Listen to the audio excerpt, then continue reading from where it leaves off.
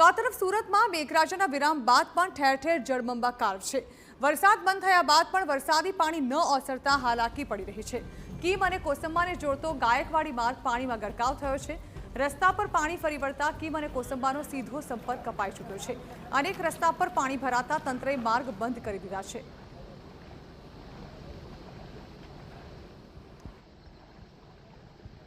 સુરત જિલ્લામાં વરસેલા ભારે વરસાદને પગલે ઠેર ઠેર રસ્તાઓ પર પાણી ફરી વળ્યા છે। રસ્તાઓ જળમગ્ન થઈ ગયા છે। સીધા દ્રશ્યો જોઈ શકો છો કે સુરત જિલ્લાના ઓલપાડના કીમથી કોસંબાને જોડતો જે રસ્તો છે તે પાણીમાં ગરકાવ થઈ ગયો છે। આ ગાયકવાડી માર્ગ પર કમર સુધીના પાણી ભરાઈ ગયા છે, જેને પગલે કીમથી કોસંબાનો જે સીધો સંપર્ક છે તે સીધો સંપર્ક તૂટી ગયો છે, જેને પગલે વાહન ચાલકોને ભારે હાલાકી ભોગવવાનો વારો આવ્યો છે। આ કીમ સહિતના આસપાસ વિસ્તારના જે ખેડૂતો છે તેઓના જમીન પણ કીમ નદીની આસપાસ આવેલી છે, જેને પગલે ખેડૂતો ખાસ પ્રભાવિત થયા છે। ત્યારે જે રીતે ધોધમાર વરસાદ વરસી રહ્યો છે જેને પગલે જનજીવન પ્રભાવિત થયું છે।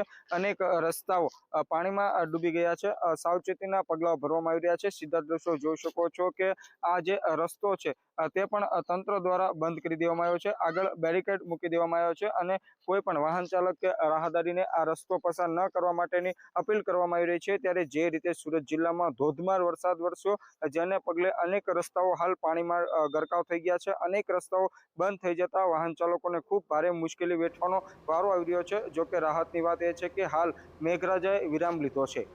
મેહુલ ભોકાળવા, TV9 કીમ।